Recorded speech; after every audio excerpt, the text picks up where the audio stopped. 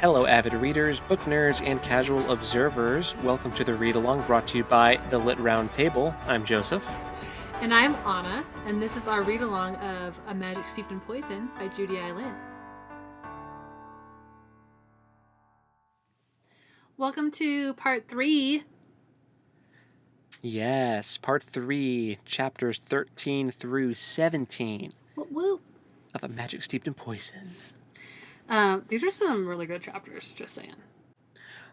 Yes, so these chapters went really fast, and I agree, they were very good. Spilled some tea. Oh my gosh. Well, okay. Are we going to start with that? No. So we got some good information like about the magic system. Yes, we got that a little more grounded. It's getting we're getting some more rules laid out, which is always good because it's something that I think Brandon Sanderson said that stuck with me. That's like the more your readers understand like the rules of the magic system, the more you can use it to like help your character solve problems. Or maybe flip it. I don't know, but something like that. So we know more things now, and now it'll be, I'm sure all the rules that we've learned will come up later. Well, yeah. So we learned that there's different kinds of tea magic, and different Shinangsha can do different magics with their tea. Some can send messages, some can do healing, which is what Ning's mom was good at. There's a whole plethora. Some can make you super strong or like boost your endurance. But there's always like a give take. Either it's going to sap the energy from the Shunangshu or from the person who is receiving it. There's always some kind of give and take. Right. Which reminds me of like Rumpelstiltskin from Once Upon a Time. With all magic comes at a price. Yes. Yes. Indeed. Deep cut. But from Once Upon a Time specifically. Right. So it's interesting because every time that we've seen it done so far, we haven't really seen, because we've only really seen it from Ning's perspective of like her doing it. Right. And we haven't really seen a lot of like repercussions for her doing it. Like we haven't seen a lot of like take on her end, or give rather, but I think that'll come up later because I think that I think it depends on how much magic you do. Like if it's a little thing, like you may not even notice it. But something Kang said later on in the reading is making me think she might be some kind of like special. Or just exceptionally powerful Shunung to potentially someday, but. Right. So, okay. There was also a revelation that her mother left the capital pregnant. And unmarried. Right. Who's your dad, Ning? Right. Now, did you get the impression that she was startled by this revelation? No. Right. I didn't. Neither did I. I was shocked by it. Has this come up before? No, I don't think so. Okay. I think that she just must have already known that maybe she had a different dad from her sister. So what if her dad is also a Sheinong Shu? Right. Maybe. So maybe she's got extra magic mojo. So I don't know. Maybe her I'm just dad. Speculating. Maybe her dad is the banished prince. Oh, well, that makes her and Kang's relationship weird. Oh, yeah, you're right. That's gross. It can't be Except that he's adopted, but it's still weird. True. He is Hey, man, it's on the table then. That's true. That's true. If he's adopted in... You know what? And in YA... That kind of weird stuff can happen. Yeah. Yeah, I don't know. I was a little shocked by that revelation, and so it made me wonder if she has some extra special lineage especially because she keeps talking about herself like diminutively, right? She keeps saying like, I'm just a lowly girl from whatever province, and Yeah. like I'm not important. I stick out here because I don't fit in with like the Yeah. higher ups in society, and Country bumpkin from Shoe. right. So it feels like it's going to be a Cinderella situation, Yeah. like rags to riches. Maybe another one of those hidden royalty tropes. You Yeah. know, I secret guess that's maybe royalty. more like Snow White. I Yeah. suppose it's more like that, right? Because she's Is she secret royalty? well, because the queen, the evil queen, is her stepmom, Is and she? then yeah, isn't she? I think the evil queen is just the evil queen. You're thinking of Cinderella with her evil stepmother. Or maybe I'm just getting Once Upon a Time confused. Because in Once Upon a Time, the evil queen is the stepmom for Snow. Yeah, I don't think that's the case in the actual. I think that's just one. I Now you got haven't Once Upon a Time on the I haven't brain. watched Snow White in forever. Oh, Anyway, man. maybe she's not related, Yeah, and it's just that the but prince. Anyway, yeah, doesn't matter. Rags to riches kind of thing, right. or secret royalty. So I'll be curious to see how that comes out as Yeah. we continue. Or maybe it's a Oh, fake out. Maybe it's a fake out, and her dad was just some random dude that her mom fell in love with in the Capitol. We know there was some kind of scandal that made her that's what leave. makes me think that it's the scandal part of it that made her Right. leave. Makes me think that Ning's father is of some importance But or some significance anyway. yeah, what's her name? The lady that was talking to Ning about this. The steward, Steward Stewart Yang. Yang said that she knew her mom, and she knew about like the scandal that happened that made her mom leave, but she kind of expected her mom to like come back in a few years. And she never did. Yeah, she never did. So that's curious too. It must not have been so bad that it was like I knew I would never see her again, you know. Well, we also don't know how pregnant she was when she left. True. Like, was it common knowledge that she was pregnant, or was it that just a few people knew?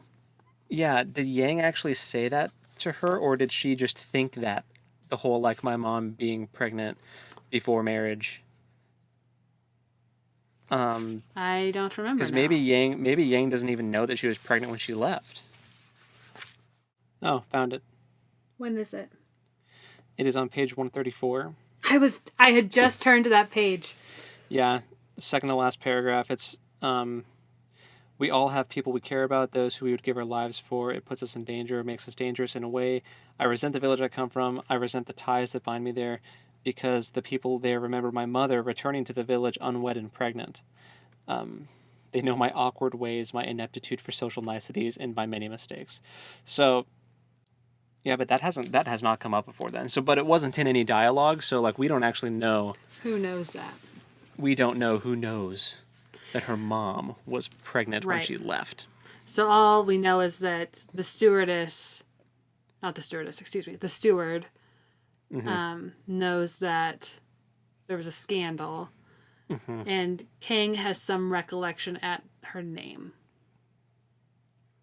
And Kang has a hunch that she is more powerful than she thinks she is, Yeah, which we all did, like as an audience. But right. but yeah, I think it's funny that the thing that tipped off Steward Yang was the sweets, the That candies. was so cute. Yeah, I love that. Like what a impeccable detail to include and like give solid characterization for someone. because that just like cements such a firm image of her mom in your mind, of like that nice caregiver that like gives you a sweet to help your medicine go down, like Yeah. very nurturing. Yes. Yeah, like you said, great characterization. So Yeah. well done, Judy Lynn. Well, and that was such a cool part of the story too, because it gives Ning an opportunity to open up about her mother's death, and she hasn't been able to tell anybody. She's just been holding on to that and harboring it herself. And now she knows someone who knew her mother and had a fond recollection of her, and she's actually able to like make a connection with Steward Yang, which I thought was really cool. And I think that that's going to come up to be a very important connection for her to have made as we go on. For sure. For sure. Yeah, and they left us wanting more for sure. They didn't just spill all the beans in that chapter, because we still don't know what the scandal was. We don't know who her real papa is. Right. Although that technically came up in the next chapter, with Kang, but we also have this conspiracy theory that something really dangerous is happening in the palace with the Emperor, because they've basically gone into lockdown, and the steward's daughter works closely with the Emperor, and she hasn't been able to talk to her or see her, and she's concerned that something is really wrong, that there's an illness that's really dangerous. That illness being death. Right. Yeah. Yeah. So with the whole, that's a good segue into the Kang chapter. Yeah. Our girl Ning meets up with Kang once again. They talk. She's like, "Are you the shadow? How do I know that you're not the shadow? Did you poison the tea? Basically, did you kill my mom?" Yeah. And he's like, "What? No. Why would I do that?" Okay, but he did also give us a good allusion to the fact that it probably was him when she was leaving her village. Because he makes some comment about how, like, every time we see each other, you attack me. And I was like, so this happened more than once? Yeah. I think that was him when she was leaving her village. Maybe he was trying to figure out. No, yeah, I'm agreeing with you. Okay. That, but I think that. So, like, what was he doing then if he wasn't poisoning the tea blocks? Maybe he is also hot on the trail of the people who are poisoning the tea, and he's also trying to figure out who's doing this to stop them. But yeah, it's interesting. Yeah. Because so in their midst of their conversation, she basically gives him a truth serum, which he agrees to. And we find out that the princess is maybe not as reliable as she seems to have been. Oh, she's shady. Yeah, super shady. Yeah. Because she knows her father's dead. And she's keeping it a secret. Yeah, the emperor's dead, and she's basically ruling in his stead. Well, By everyone thinks he's proxy. alive. Yeah. Yeah, We got the name of the cool bodyguard. that's true. We did. I don't remember what it is. Starts with but an we R. did. It's an R name. Ruyi. R-U-Y-I. I like it. I like it. Anyway, so we know her name now, and she's cool. Yeah. Well, and we know that Kang and the princess have known each other forever. Because it starts out with a vision of them as, like, kids. Yes. Which I was surprised at. And then a more recent vision. Yeah. I guess it makes sense if they're cousins. Yeah, but we didn't know how long the banished prince has been banished for. Yeah. It is more recent than Yeah. I expected. Yeah. But, yeah, we saw them as kids. We saw the flashback of him talking to her in the garden since him coming back to the palace. Yep. And he's, like, afraid that she's going to poison him. And he's super wigged out by her. And she, like, holds a knife to his throat and to his chest at different points. And it's sketchy. Yeah. Super sketchy. And he's like, I know your dad's dead. I know you sit on a throne of lies. Yeah. Crazy. Which he's like, Ning, stop it. They're going to kill you if you know this. And then now she knows because of the truth tea. So. Yeah. Yep. Which he was like, did you add something extra to this? Because this was way stronger than it should have been. And she's like, no, but maybe. Yeah. Alluding to her, like, potentially having extra magic. Right, yeah. Because right now they're like, is this because of the golden key that you had me drink before? Is there still some kind of lingering magic with that one? Because that one is apparently like a more potent version. Like it's a super truth serum. But yeah, so then Kang is like, you might be more powerful than you thought you were, Missy. So yeah. And she does tell him her real name.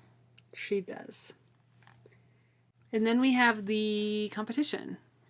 And I also want to say really quick, I'm less suspicious of him now as being like an antagonist towards Ning. Yes, agreed.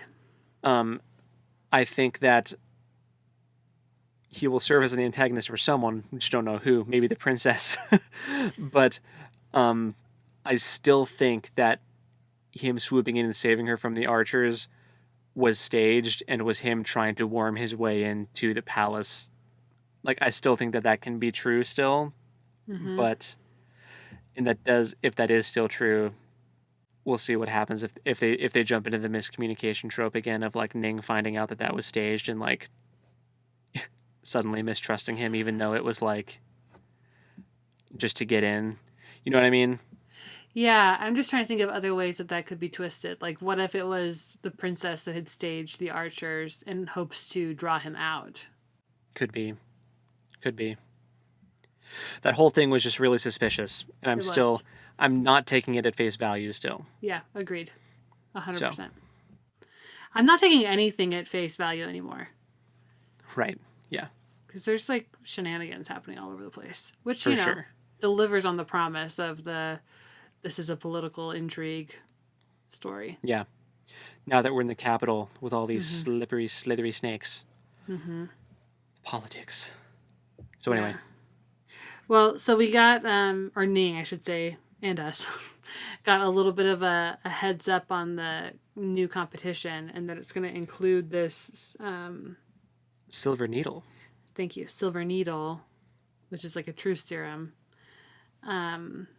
which ends up being a really good thing because someone tried to sabotage our girl. And she caught it and spilled the tea. Yep. And broke a teacup, which was bad form. Embarrassing for her. But she still passed because she got new tea that was not sabotaged. So. I liked her partner for that whole segment. Yes. I doubt she'll come back, but I liked her. She she was a bro. She like helped kind of rein Ning in when she wanted to lash out at the Marquis. That guy is awful. He is the worst. He is the absolute worst. I honestly think it's a misdirection. I don't think that he sabotaged her tea, but I think he's kind of a red herring for that. But he is still super unlikable. I think he's a red herring for all of it. Like, my guess is that he'll end up being like super oblivious to all the stuff that's going on. Yeah, and he's just a typical jerk. Like he's not. That's my guess. He's just unlikable. He's not like treasonous, like. But Ning does go back to Steward Yang, and she's like, "Are you working with the Marquis to sabotage me? Because that was not silver needle in my cup, and you almost got me poisoned. Like, what's up?" Like, actually and she's poisoned. Like, she's like, "What are you talking about?" But and then our section ended, so we don't know how Yeah. that conversation went. it ended with her saying, "Tell me everything." So like, Steward Yang, I don't think knows anything about it. I think it's genuine shock, but Man, I'm gonna be real. Okay. So either Steward Yang is nefarious, and she shouldn't be trusted, or she's genuine. And I really hope she's genuine. But now that we've talked about the Marquis being a red herring, I'm nervous. True. I just really want her to be like a support for Ning in the capital. Yes, me too. But if she was responsible for it, why warn her? To keep Ning off of her trail. Yeah. It makes her more trustworthy if she gave her the clue to escaping. Yeah. Or surviving the trial, I guess. And then it'll just open her up to get sabotaged in the next round too by Yang, whom she now trusts and has no suspicion of. Could be. Man, that sucks. I mean, we don't know. I'm just throwing it out there as an option. You're right, though. That's a valid theory. Maybe she like really did not like her mom. Yeah, maybe her mom stole her man. Oh, snap. And what if that man was the banished prince? I feel like, I mean, maybe, but I feel like that would have gotten her banished too, you know? I think anyone affiliated with him got kicked. Oh, maybe. At the Well, maybe booth. it was secret. Maybe it was all secret. That's true, a secret love child. But yeah, the plot thickens. The plot thickens. Maybe. So Ning's mom's name is Yiting, I think is what we found out. Mm-hmm. So maybe she never came back because she knew it would be dangerous to her child if she came back with the banished prince's trueborn child to the capital. True. You know what I mean? Yeah, for sure. Because we know that her mother did miss the capital because she talked about going back, but she wouldn't talk about it in detail to her daughters, even when they asked. Mm-hmm. It's very Uncle Owen. Mm-hmm. Like, no, Luke, I'm not going to talk to you about your dad. I'm not going to. He's a genocidal maniac. Stay away from old Ben. Yeah. Maybe. Just a creepy old man. Stay away from him. I'm just throwing it out there. Stay away from the capital. Don't go there. Man. Don't go to Coruscant. Yeah. We'll see, man. There's so many possibilities. There's so much more intrigue. There's so much more political intrigue and like diabolical plots happening than I was prepared for, but I'm into it. Yeah, it's fun. I'm really enjoying it. Yeah. So Very good. Good pick. Thank you. And thank you guys for picking it. Okay, so for next week, you're going to read chapters 18 through 24. 18 through 24. Sounds good. Excellent. That is to page almost 200, 197. So, Nice. very good. Yeah. Alrighty. Well, I guess until next time, go drink some lovely tea. Do it! And we'll talk at you next time. Later.